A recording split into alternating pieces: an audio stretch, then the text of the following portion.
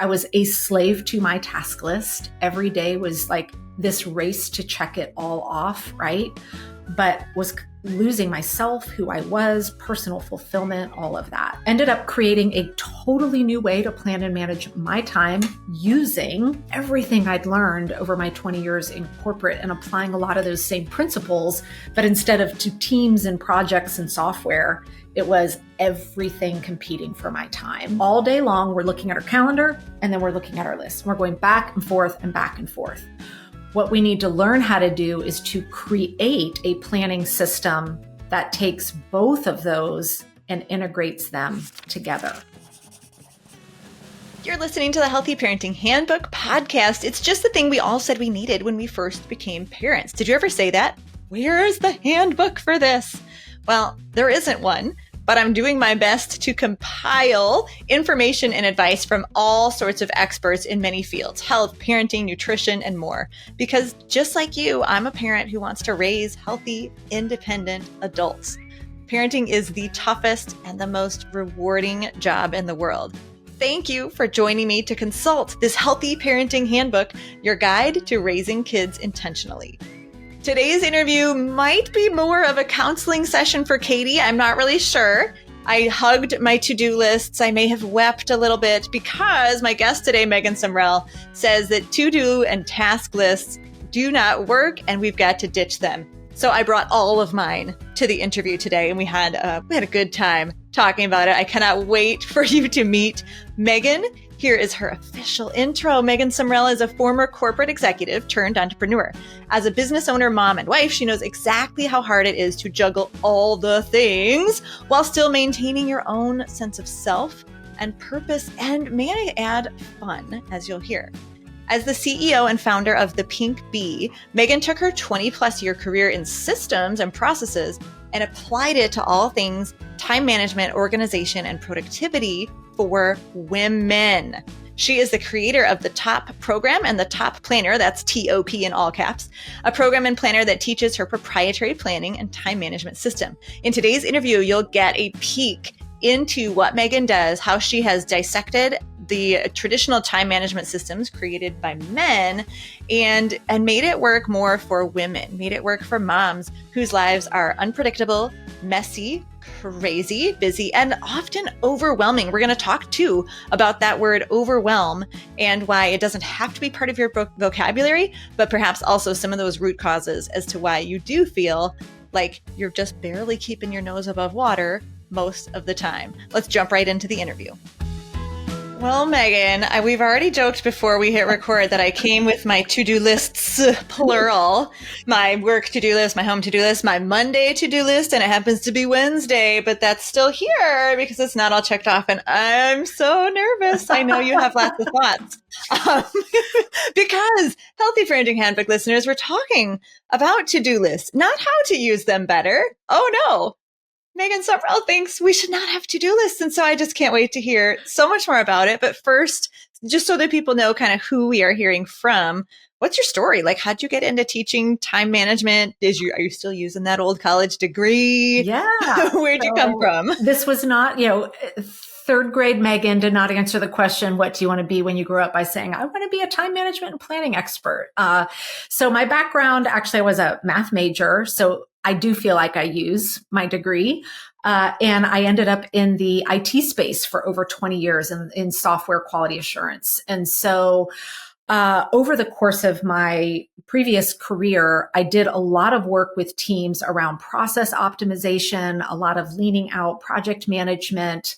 Absolutely loved what I did. I would go into software organizations where things were pretty chaotic, oftentimes with startups, and would rebuild all of their processes for them to help them do things more efficiently, cheaper, higher quality, et cetera. So I only bring that up because it does play into what I have built and do now.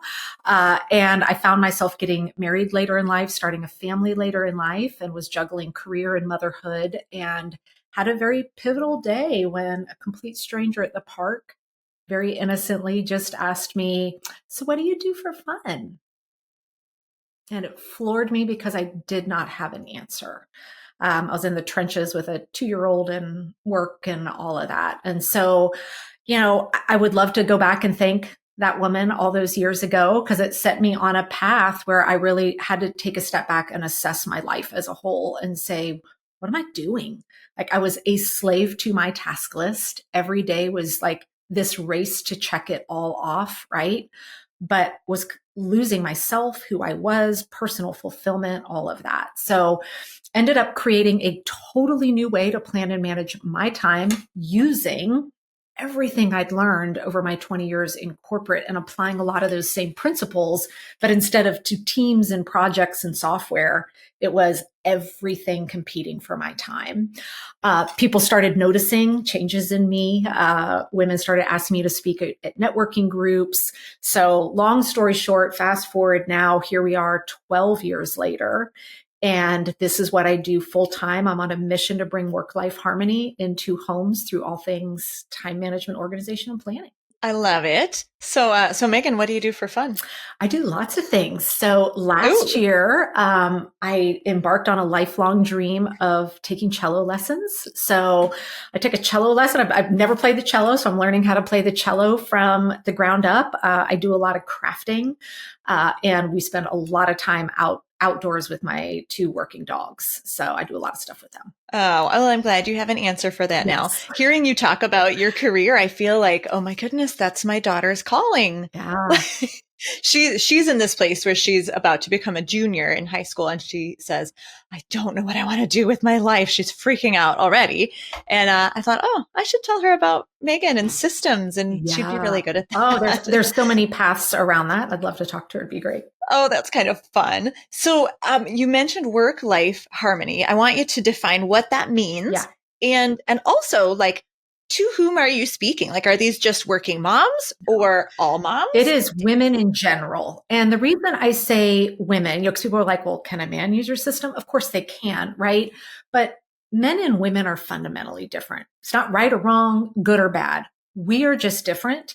And to label a little bit, typically speaking, women, by just who we are, tend to carry a heavy weight of the emotional load in our families, in our lives, whether we're caring for elderly parents, friends, family, whether we're moms, parents. And because of that, the very traditional masculine time management systems that have been around forever, and I've been through all of them, they do not address 2 key things. They don't address the emotional and mental load and how that reflects in our calendar. And they also don't address the realities of technology and the absolute information overload that is coming at us every day. So we've got to have systems in place that help with both of those. And if we don't, we end up typically just being in a state of perpetual overwhelm, right? And so this is where this idea of work-life harmony comes into play. I don't like the term balance, because I believe your quest for balance actually creates more overwhelm. And if you think about it, when you're trying to balance something, I think a good example is like a gymnast. My daughter dabbled in gymnastics, had a very, very short career there. But I would listen to the coach when she'd be walking across that little 4-inch balance beam, trying to balance. And they'd be saying, what's your head? Where's your shoulders? Squeeze your bottom. What are your legs doing? Do this with your toes, relax this. Literally every part of your poor body has to be working and engaged to stay balanced. And when we think about balancing our lives, for a lot of women, what we think of is a scale, right? Those, like, with the 2 bowls on either side, meaning I need to give equal time to every role that I play in my life. And so this desire to, quote, be balanced leads us to cooking dinner while helping with homework while answering a text, all at the same time. And so it keeps us feeling like I'm not doing enough. Whereas if we can have harmony, that means, and there's one definition I love of harmony, which is a pleasing arrangement of parts. And so if we can take all the parts of our life and arrange it daily, weekly, monthly, in a way that is pleasing to us and serving us for that stage or season of life, maybe something gets more time than something else, right? Maybe something goes on the back burner for a while, but then we get to have a sense of pleasure with our life instead of feeling like we're serving our list. That's really interesting to think about the list as master and that we have to serve the list. I can kind of see where you're going with that. And thank you, by the way, for saying that men and women are different. I think that is a truth. It is a message that needs to be out there. And so I think what you're saying is like most of the time management systems that are available, if you're picking and choosing from a menu, were created by men. Yes. Is that true? Yes. And even if you go look, I've had a lot of people reaching out to me lately. If you go look up books written about productivity or time management, this is the latest number I got, 97% of them are written by men. Whoa. And so that's insane. Yeah. And then also, I mean, even when I think back to some of the time management and project management training courses I went through, they're very corporate focused, meaning a lot of the systems that they teach and have you implement can work really well if you have a life where you leave home, you go to your office, home goes away, right? You get to stay fully dedicated for your job for your 8 to 10 hours. And then you leave your work and you re-enter your personal life again. And even when I think back to my 20s, I was single. I had no pets, no kids, no whatever. Some of those systems worked great for me because I had such clear distinction between working and the rest of my life, and never did they integrate or commingle. And that's just not the reality we live in today with so much working from home, entrepreneurship, all of that, nor does it address, and then what happens when you wake up that morning and your kid's sick? Or the wires sticking out from their braces and you've got to get the emergency orthodontist appointment this week, right? It's like none of it accommodates the reality that so many, especially moms, are working with today. And it's so true that moms experience that overwhelm. Mm-hmm. I hear that word. I use that word. I see it, said all the time. I'm so overwhelmed. And I'm curious, I mean, is the overwhelm particularly a female thing? And also, like, females have been running households for millennia. Yeah. Did females have this problem? Did moms, let's just say moms, have this problem, 100 years ago? And again, I can't speak to a mom of 100 years ago to know. My best guess is this. I think the emotional load has been there always. The waking up at 3 a.m. and worrying about our kid and wondering this and wishing for that. And is this going to be okay? Like, probably that's been around forever. But the expectations from 100 years ago to today of what being a mom looks like, I believe have changed greatly, which I would then factor in. My best guess is no, we are more overwhelmed now than maybe 100 years ago, simply because of increased activities with our kids. Like, I even think back to my childhood, right? I did rec soccer. I walked to my soccer practice and I walked home once a week with my neighbors, right? Whereas now activities are, you're practicing 4 times a week, you're traveling on the weekends. Like, kids they have a much more full life, which then somebody needs to provide transportation and all the thinking and the stuff around. And just the sheer number of women who are now working while also raising children. So I feel like if anything, we've just added more roles and responsibilities to women's lives without really removing anything from it. Mm-hmm. There's still 24 hours in a day. Granted, we aren't using washboards to wash the shirts, Exactly. So technically, that's the funny thing, is that technically we have removed some of the minutes, Absolutely. Some of the hours that women used to have to spend doing basic chores. But I do agree that, like, we've filled it with so many other things, and there's just so much noise. Yeah. We're feeling more stressed out because we don't have those spaces for peace too. So you said my to-do lists you don't like them. And I'm going to hug them while we talk, all of them, many of them. And I also have digital to-do lists that you can't even see. You do. Most of us do. So I'm a perfect head case maybe, for this conversation. What's wrong with my to-do list? So your to-do list at its heart is serving a really, really good purpose, right? And everyone panics when I'm like, okay, we got to learn how to get rid of the to-dos. Like, well, how am I going to remember what I'm supposed to do if I don't have a list? And so the short answer is this: a task list or a to-do list is not a plan. And there's a real subtle difference here between the two. But first, I think it's important to understand why our task list actually adds to the overwhelm instead of reducing it. Because we think, well, let me write it all down, then I won't forget. So now I'm going to feel less relaxed, right? Well, there's a couple interesting things that actually happen in our brain when we have a list. So, and unfortunately, a lot of very masculine productivity systems tell you, wake up, start your day with a brain dump, write down everything that you've got to do today, right? Then identify the top 3. I don't know where that number came from. I've researched it. There's no science behind the top 3, but we're supposed to circle our top 3 priorities, do those first, and then focus on everything else, which I don't know about you, but what about the other 6,000 things that need to happen? What do you mean just do those first? So when we have a list, let's say you have like 20 things on your list, if you were to combine all of yours together. Mm-hmm. At the start of the day, if you were to just write down all 20, I would bet that usually your list is missing 2 key things. Number 1, it's not in priority order, usually. Mm-hmm. Right. Now you may go back and try and number it or circle things, but the list by itself. Have you been watching me?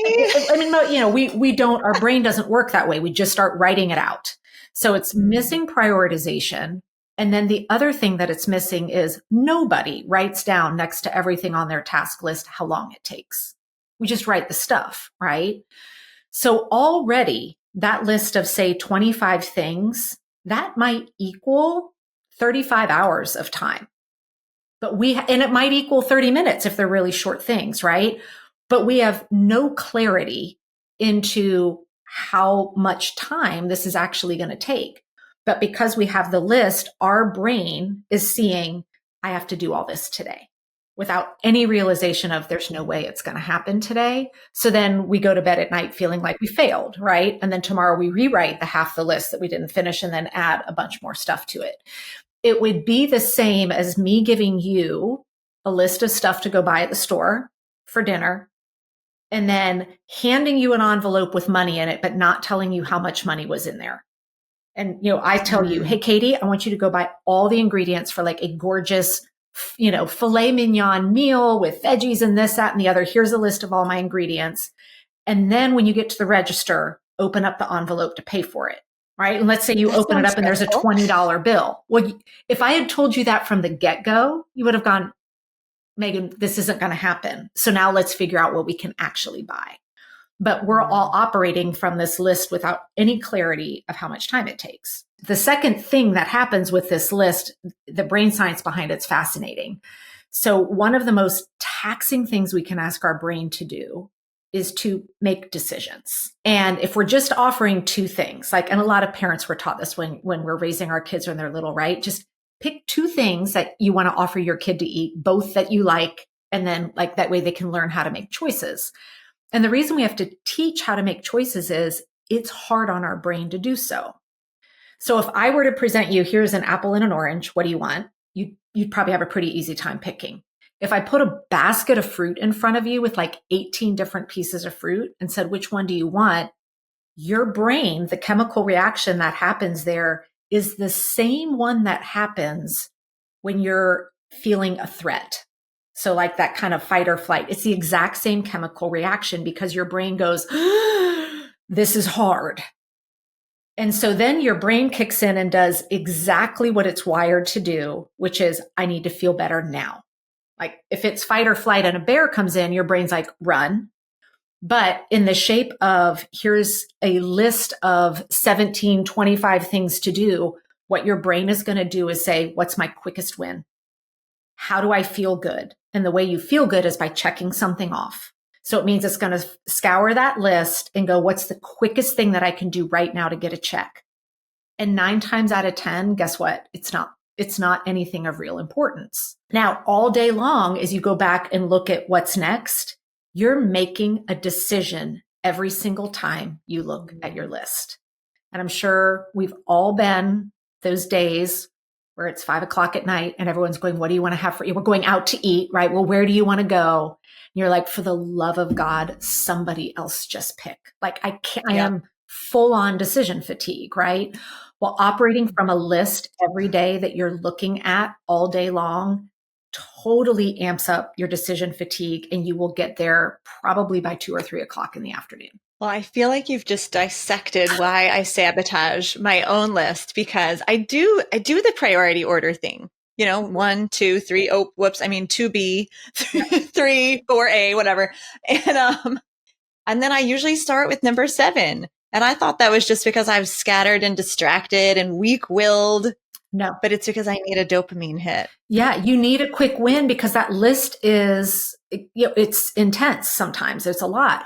Or it might even be that what's priority 1 needs 60 minutes of uninterrupted time, but you're in a moment where you're like, well, I've only got 10. I can't do number 1 yet.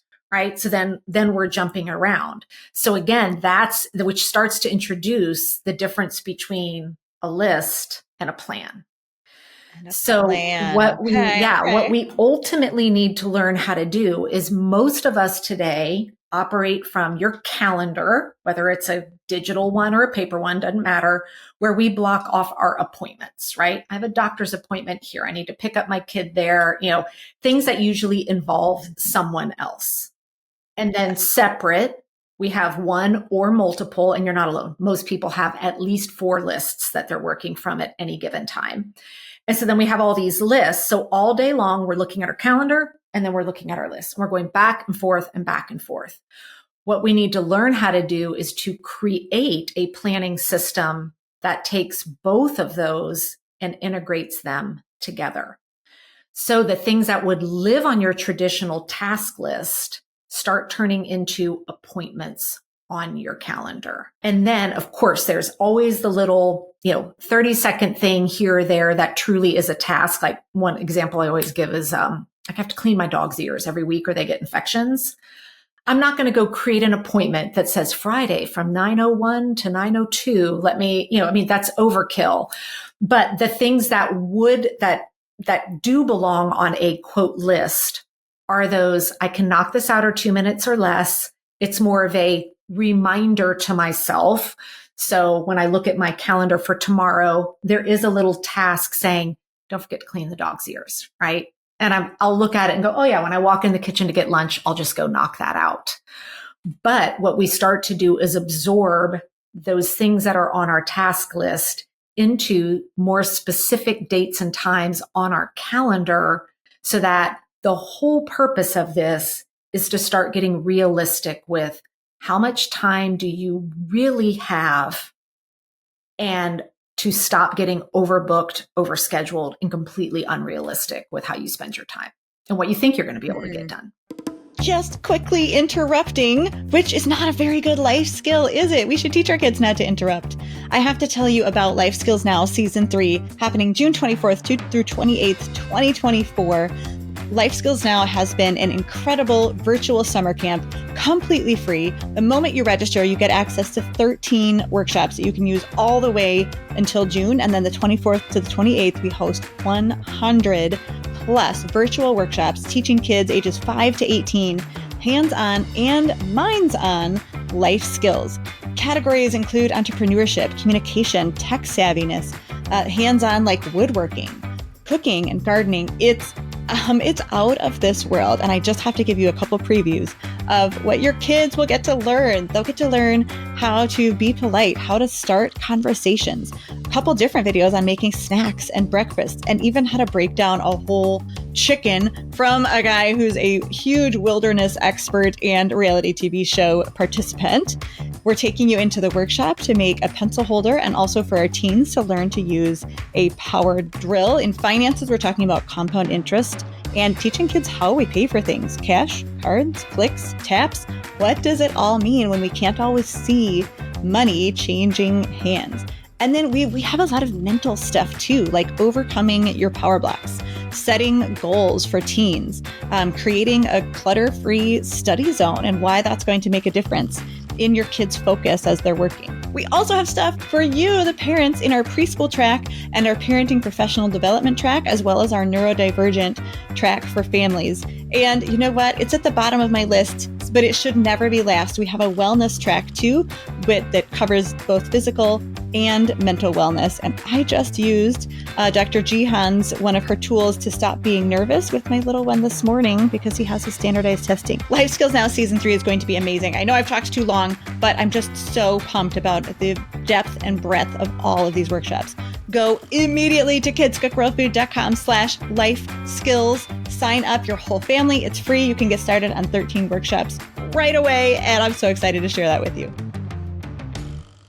The whole purpose of this is to start getting realistic with how much time do you really have, and to stop getting overbooked, overscheduled, and completely unrealistic with how you spend your time and what you think you're going to be able to get done. Yeah, I always say my husband will say, well, can we watch a show tonight? Can we hang out? And I'll be like, yeah, absolutely. I just have 2 quick things to do, at work on the computer or whatever, or maybe it's house tasks. And he'll say, well, how long do you think that will take? And I'll give, a number of minutes. And we know realistically to double those minutes. Mm-hmm. Like that's Katie time, is double the amount of time I expect. But I'm not getting any better at that estimation part. Is there a trick to that? I feel like the calendar, like what you just described, would be stressful to me because once I put something in a block and then it's not done, like that just feels like adding it to the to-do list. But there must be something. Yeah, and estimating is kind of a beast in its own. And there are a lot of techniques that you can apply to become a better estimator. But the reason why this planning that I'm talking about starts to support better estimates is this. So like one of the things I have to do every week for my business is I have to create a certain amount of content. I do email creation and I always have to do some writing. If you were to ask me, hey, Megan, how long does it take for you to draft that? I would tell you, oh, I can knock that out in 30 minutes. Every single time. History has proven to me I have never, ever been able to do that in 30 minutes. So when we start to incorporate the turning the task list into plans, here's what happens. So several years ago, I would go in and go, okay, you know what? Wednesday morning is a good morning for me to do all my writing. And I create an appointment for myself for 30 minutes to knock out my writing for the next week. Well, then I sit down and I go to do the writing. And after 30 minutes, realize, oh, this is going to take a lot longer. So then I have to finish it up later. But here's what happens is any of those recurring activities, the things that we're doing every week or every month, we have those. Now, here is where a list comes in, but it's more of a reference. I have a list before I sit down to do my planning every week of all the things that I repeat that I do every single week. And so next to it, I write down after I've learned how long it really takes. So if I were to sit down and create my plan for next week, one of the things on there that says, Megan, figure out when you're doing this is figure out when you're doing your writing for the week. And next to it says 90 minutes. Because if I don't write down, this takes 90 minutes, what I guarantee you, I will still, in my head, I am confident I can do it in 30 minutes. But history has taught me I can't. So I get to learn from that, plug that information in so that when I go to build my plan next week, I know I need to find somewhere this week where I truly have 90 minutes that I know I can sit down and get this work done. And it might mean I don't do it until Friday, and that's fine. And that's a lot less stressful than on Monday, putting on my task list, I need to write these 3 things. And then it doesn't get done on Monday. And then it doesn't get done on Tuesday. And now I'm starting to feel anxious. Instead, I get to look at my plan and go, it's okay, brain. Look, we're doing that Friday. Remember, Friday morning. And I'd be like, oh, okay, great. I see how I'm going to get there. So estimating is something that we get better at as we plan and then incorporate that data into our future plans. So when you teach women your planning systems, is technology more of a help? No, it can be, what I love about the system is it's tool agnostic. So I have women using this that are 100% digital. Someone that I worked with last week is a full Microsoft user. So we were able to build her entire planning system using Outlook, using OneNote, and one other tool that they use. Some women are still fully paper, and some are a hybrid of both. So I use a lot of digital tools but I still use a paper planner to build out my detailed weekly plan. So it really meets you where you are, because there are so many amazing tools and systems out there. So I always try and encourage people, like, if you have something you love and it's serving you, then let's just lean into that instead of going, no, you have to use this set tool base or whatever. Because different tools, I mean, even like project management software, there are business owners that are like, oh my gosh, I love Monday.com. I'm like, I hate Monday.com. I think ClickUp, they all do the same thing, but it's just which one works best for your brain. Oh, totally. I've been using a time tracking system for, gosh, probably 4 years now, and they got bought out and killed. Oh, like the company that bought them out said, yeah, we're in 2 months, we're going to kill it. It was horrible. And so my team and I looked into some other options, and I started using another one, and I hate it, but I'm stuck. It's such a bummer. Such a bummer. So hence my paper to-do list, because it's like swimming in front of my face with this new system that I don't really want to learn. Yeah. I would love to hear a little bit about, I feel like the end of the school day for moms is this whole phase. It's this whole like life cycle. Someone said it the other day. She goes, yeah. So she goes, I call it running the gauntlet every afternoon. I'm like, that's a perfect description. Yeah, like 3 to 7, 3 to 8, depending on the age of your kids, right? If you've got especially younger kids, a first grader, that first grader gets home from school, like your mom on until bedtime. And you look back at those 4 hours and you're like, what the hell did I even do? I'm not sure, but I'm exhausted by it. So when you do your planning, is there a block that's just like, mom? I call it, because everyone has their own version of it. I call it blocking your, what I call unavailable time, or busy being busy. So, and again, this is the type of stuff that does not show up on your calendar traditionally, right? You're not going to go in and just go, oh yeah, let me write down I'm momming from 3 to 7. So then what happens is when you look at your calendar, you're like, oh my God, I've got all this time this week. I'm going to get so much done. But if you were to go in and block off 3 to 7 every day, right? There's 20 hours of your week already spoken for that you will not get the traditional to-do list stuff done. So like I keep looking over here because my calendar is here. You will see every day from 2:30 until, for me, 6:30 is just an arrow going down it. Mm-hmm. Me visually acknowledging, nope. Now, this is where I might go, hey, I'll be able to clean the dog's ears while we're standing in the kitchen for 2 seconds, right? Mm-hmm. But nothing of, I'll be able to get some work done. I'll get to work on that article. No. I already know it's never going to go well. It will end in multitasking. I'll get irritable. The kids are going to get irritable. The household just doesn't run well. So again, learning how to accommodate what's realistic and the realities of your life and plugging them in to your calendar. I mean, think of it almost like it's so similar to managing your finances. Mm-hmm. How much of your money at the beginning of the month is already spoken for those bills that are recurring, right? Well, we need to know each week and each month how much of our time is already spoken for those recurring things that we don't typically see because they're not appointments on our calendar. Yeah, it's so smart to think of it as a budget. You are budgeting your time. Absolutely. It is finite. It has a container. Yeah. It doesn't grow.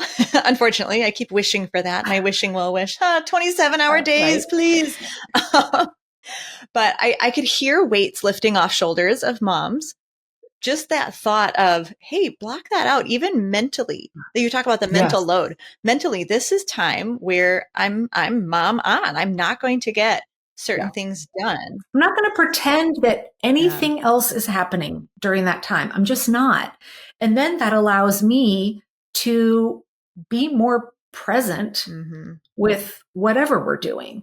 Now, my daughter's 13. So there are days now where we come home from the school pickup and all that, and it's been a good day. There's no emergency runs to Michael's for the school project.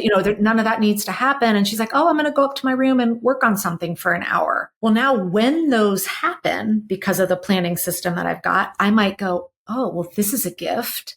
How do I want to spend this hour of time? Well, I can go straight to my plan for the week and maybe look at what I had tomorrow or the next day and say, is there something I want to pull in and do now to get ahead of the game, right? But if I didn't have the plan for the week, I would likely waste that hour, right? Mm-hmm. Trying to, oh, what should I do? Oh, should I do that? Spend the first 15 minutes even trying to figure out what to spend it on. And then knowing me, I'd get sucked into watching Instagram reels because they bring me joy. And then nothing, and then I'd regret it. Or maybe I'm exhausted and I go, you know what? I'm going to curl up with a book for an hour. Like, this is a gift. Well, so you mentioned your daughter, and my brain hooked on the fact that she said, I'm going to go work on something for an hour in your imaginary conversation. Do you have, how do you talk about time management with your daughter as far as, when we think about parenting, yes, we want to work on our own stuff, but we also want to help our kids build some of these skills. What thoughts do you have for little ones? Now, she is my daughter and I'm a mom. So out of the gate, we already know she does not want to listen to anything. Good point. Good point. What would you say to other people's daughters and sons? I said, what I'd love to do is tell you what to say to her. Because then she'd be like, Mom, do you know what Katie said? And then she would think it was magical because it didn't come from me. What I've loved is this year, her school, her new school is using a calendaring system. And so we've been working together at the start of each week, looking ahead at what are the upcoming assignments for the next 3 to 8 days that are out there. Let's look at the realities of our life, both over the weekend and after school, and let's figure out what's going to be a good plan of attack for you with these. Because even really trying to teach her, coming home from school, it's like, oh, I've got this English thing due next week, so I'm going to go home and get a start on that. And I'll be like, well, hang on. What's due tomorrow? And maybe let's focus our time on that first. So with her, we're really trying to help her. She does have ADHD, so it makes some of that planning and what's feeling important and urgent a whole different beast to tackle. So we're starting very small with just what are our school assignments, and then let's look at our family calendar. What makes sense for us to spend time on? And if you choose to wait, here's the consequences of that, right? Do you really, we really wanted to go out and do something as a family on Sunday. Do you still want to do that? If so, how do we build in time during the week to work on this project so that we do have Sunday available? So I really love either a paper visual calendar, and we'll move sticky notes around on that together, or now that they're trying to teach them an online calendaring system, I use a lot of color coding with her on her different projects, to really empower her to start seeing the realities of it. Because just like it's no different than adults, if you can't see it, we think we have all the time in the world, and we forget about the appointment, and we forget about, oh, that project's not due for 2 weeks. I don't even need to be thinking about it yet.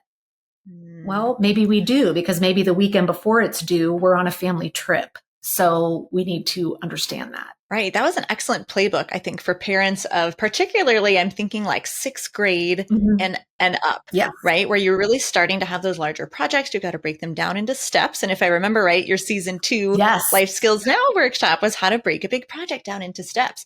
But I really appreciate too, the fact that you are cross-referencing the schoolwork with the reality of life, with the home tasks and the schedules that you have, because I do think a lot of kids don't know how to do that. A lot of adults maybe don't know how to do that. It's not taught. And this is my biggest frustration with planning and time management. Women in particular beat themselves up going, why can't I just get on top of this? What's wrong with me? Yet if no one ever taught you how to read, you wouldn't open a book and go, what's wrong with me? Why can't I read? You'd be like, oh, well, I wasn't taught how to read. Time management and planning is a learnable skill, but it's not taught. It's not taught in high school. It's not taught in college. And very few companies invest in teaching their coworkers this. And so let go of the guilt, shame, or whatever, and realize if you're struggling, it's because this was a skill set you were not taught and have not had an opportunity to.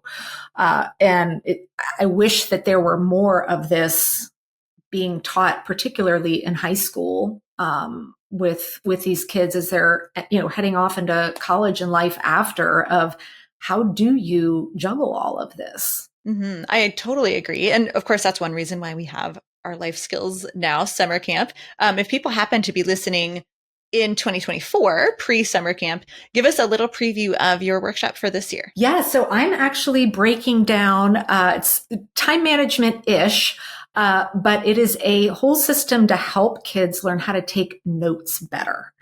Because note taking, again, is something we're not just intrinsically born with, right? And I can remember as a young kid being in a class, I'm like, it's trying to write down every word, right? Are we just supposed to transcribe this lecture? And then how do I know later what was important in my notes? And then finally, what do I do with them, right? I've got this page full of notes.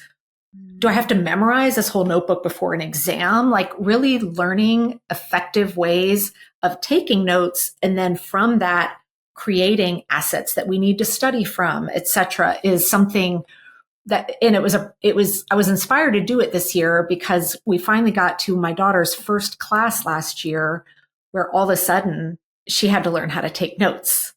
And so it was something we worked on very closely together. I was like, okay, let me help you learn how to take notes so that when the final comes, you're really prepared to study for this. It's a shock to kids in middle school when they're really shifting from the teachers holding their hands a lot to suddenly they're being spoken at. They're having to read a whole chapter in a textbook.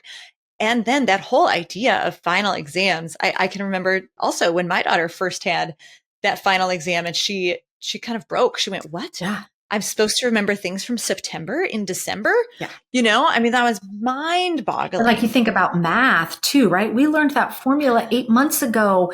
I don't remember how to calculate the volume of a cylinder. Like I haven't looked at it in 8 months. And so how do we create, like for my daughter with her math class now, it's like an index card per formula that has, here's what it's used. Here's an example of showing you how to use it, right? And she's, done this all in her own language. So now she has her math final next week as we're preparing, she's preparing for that. She's built those all year long. So now she just has her nice little stack of notes to go back and reference. Yeah. And without mom, whom she doesn't want to listen to, but saved her, without mom, she wouldn't have known to prepare the whole time, right? Yeah. Because we have that perspective of experience and wisdom, as they say. Now, and to all the other moms listening out there, don't think that this was like smooth sailing, rainbow unicorn, like mother-daughter moment. It was not pretty. There was a lot of butting heads. There was a lot of taking some time outs for myself. So yeah, but we got there. Right. Well, and it's a nice system too that you're doing with, and then she'll be able to take over as she gets into high school and do things completely for herself. That's one of the joys that I take in providing Life Skills Now summer camp is that we're filling in these gaps that traditional school just they don't really have time to do, unfortunately. And we all, even as a family, Sunday night, part of what we're doing when we're having dinner is the tool we use. I call it our Family Communication Center. That is the week at a view of how we're sharing what's important for the whole family. Like my family does not want to look at my schedule, right? It doesn't, but there are certain parts of it they need to. So we have our communication center that shows anything that's involving one or more family member, or anything out of the ordinary. So as a family, we're seeing any big tests this week. Oh, mom's got this. Oh, dad's got that. These are the days dad's driving you to school. These are the days mom's driving you to school. And it's there in the kitchen. And it's our reference, our go-to to make sure we're all understanding what's going on every week.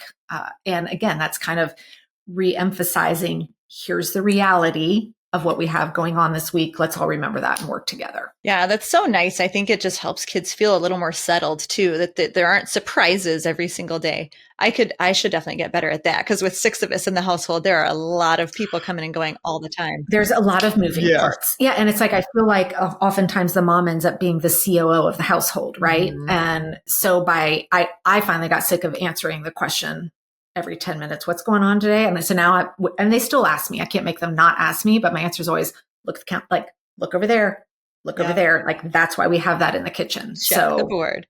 There it is. Well, I was just going to ask you if you have thoughts for little habits or like kind of habits of mind that we could build in our little people, our 4s, our 5s, our like second graders pre-middle school that would help kids be more ready for organization. And it's funny because you kind of answer that, like just letting kids know what's coming is definitely a step.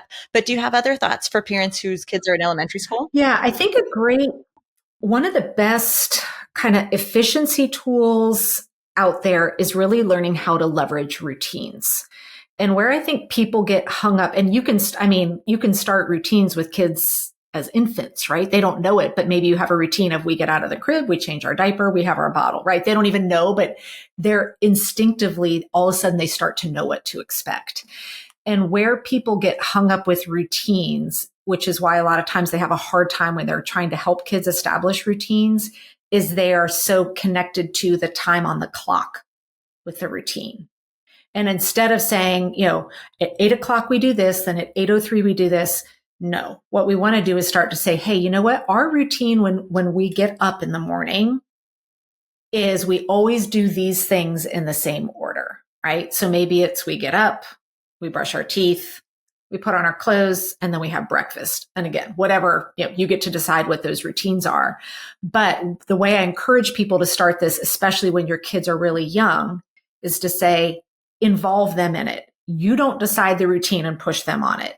Instead, we get together and say, all right, before we leave the house for school in the morning, what are all the things you can think of that need to happen, right? And so you're kind of guiding them to go, okay, here's all the things. Then you get to ask them, what order do you like? Because for years, and of course, I always do it the wrong way first. I wanted my daughter to be dressed and all these things before coming downstairs for breakfast. That just does not work for her. Things go much smoother if she can just come downstairs in her jammies and have her breakfast.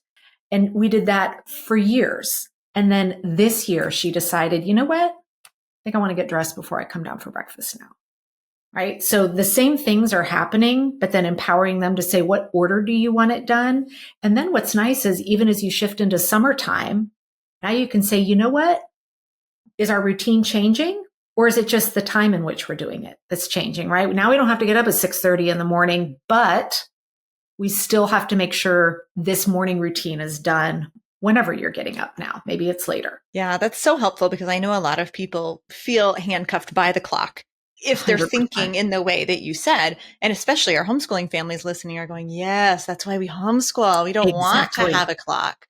But it does give kids a sense of the sense of routine, to have routines, and it reduces their anxiety to sort of know what's coming. Oh, 100%. And, I shared with you, I had about a 1.5 year stint of homeschooling. So it was the right decision, at the right time. And we did it, but we really leaned on tons of routines. There was our morning routine.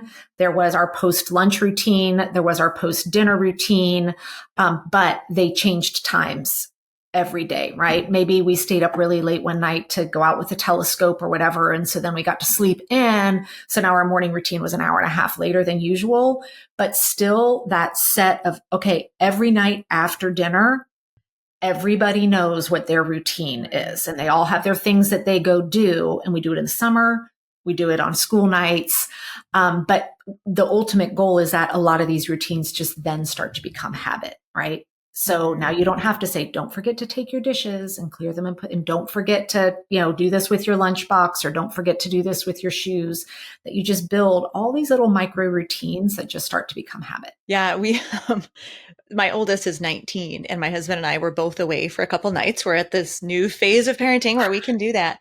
Yeah. And my oldest generally sleeps in till about 10, 11, 2 p.m., whatever. But he had to, run morning routine with the third grader. So when I was practicing with my third grader and my oldest is not a morning person, like barely awake. Where is my daughter? Morning. So I practiced with the third grader. I said, okay, so if you're standing here in the kitchen and Paul says, what do you think that means?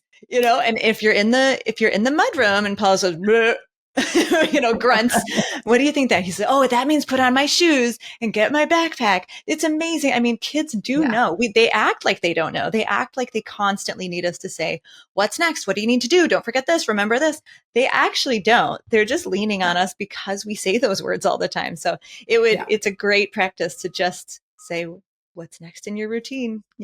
Keep going. Yeah, we'll walk in the door after school. And I mean, there are days where I see her heading, and I pause. I'm like, after school stuff. She's like, oh, okay. Which means empty out your lunchbox, clean your stuff, So sometimes you just need to even just say the word, hey, what do we do right after school? And oh yeah. And then if a routine is longer, well, then you start talking about trying to figure out, backing into this year, figuring out for her, what time do you really need to wake up in the morning? was me saying, what are all the things that make you feel set up for success for the day? Right. And I allowed her to come up and back into, yeah, here's, I guess, when I really need to wake up then. That's great. That's a writer downer right there, Megan. What are all the things that you need to do to feel like your day will be a success? Parents, ask your middle and high schoolers that question. I make it sound like, oh yeah, I've done all this. I did it wrong for years. Like, I mean, truly, I feel like I know what's right and I could plan out the best possible day. But every time I've tried to do that, it doesn't, it doesn't go well. And I've even had to lighten up some of my rules a little bit. Like for her, there's this kind of habit tracking app that she loves. And we always have like no, you may not have your phone in the morning. But she finally said, I just want to have 5 minutes to go in and set up my stuff for the day in here. I was like, well, we'll give it a shot. You know what? And boom, if she isn't honoring just doing that 5 minutes and jumping right out of bed. And so it's been a good learning thing for me this year too, to bend a little bit and give that empowerment within these routines. I think the longer we parent, the less we know about parenting because they're always changing. Yeah. It's so true. Oh, well, Megan, this session has been absolutely packed with practical tips, with some mind-bending science. I love it. And I always want to leave parents with, the top priority, the super practical step, the quick win, the dopamine hit. What should people do? The one thing when this podcast ends to give themselves a start into a good planning. If you have not done this yet, go into your mobile device and turn off every single notification you have set. Your phones are sophisticated enough that you can program them to only make a noise if it's something you dictate important enough to interrupt you. So for example, you can set up your phone in such a way, mine is this way, it never makes a noise unless it's school calling or my parents, period. And that way my parents know if you need to reach me, call. Otherwise, just text me anytime you want. It's never going to interrupt me or bother me. And then you get to take control over deciding, hey, when am I going to pick up my phone and do all the things that I do? But having 0 notifications will free up more time than you realize because you won't be getting interrupted all day long. I bet that context switching and just the brain distractions. Wow. Okay. Yeah. And people are like, oh, just even that little flyby message from, oh, a new email, none of it. Shut it all off. None. Not even texts. You don't have notifications for text. So, whoa, that's like fascinating to me. Interesting. So people know they have to call. Hey, you know what? Well, no, they can text me. Yeah. And when I have my set time on my plan to then open up and respond to text, they'll be there. But I mean, I don't know right now. I could have 10 texts. I could have 2. I have no idea. And I'm totally fine with that. That is fascinating. I cannot wait to hear the conversation about this interview, because I'm sure a lot of moms are feeling like me, like, but Megan, no, but I promise it works. It's so good for us. Tell us where people can find more about your systems, Megan. Yeah. So I'm easy to find on, if you're out on social media, you can find me at Megan Sumrell. If you want to see a little bit of how this planning system works, I've actually got an app out in the App Store and Google Play that's called the Pink Bee. It's all one word. And it is packed with very small trainings. And I've got in there, how do you set up your phone? All the notifications, things I talked about. I show you how to do that. I give you an introduction to what this weekly planning process looks like, along with how you can stay organized using only one notebook. So it's a good place to kind of start learning a little bit about the system. Very cool. Well, thank you so much. I'll have to let you know in a couple of weeks if I embrace a new system or just stick with my broken to-do lists. No, this was great, Megan. Thank you. You're so welcome. Thank you. Thank you for listening to this episode of the Healthy Parenting Handbook podcast. I hope your brain feels fed and your heart feels full and that you feel connected, knowing that there are other parents on this journey with you. We're just trying to raise healthy, independent adults. And the next time you think, man, there is no handbook for this job. Now there is the Healthy Parenting Handbook. Look up the podcast wherever you listen to your podcasts. Please leave a review, my friends, as that helps other parents who need this information to find us. And of course, subscribe. That's a huge help. You can also look for our shorts as a reel on Instagram at Katie Kimball Kids Cook, or subscribe to the Healthy Parenting Handbook Shorts channel on YouTube. You'll get those bite-sized portions of healthy parenting advice.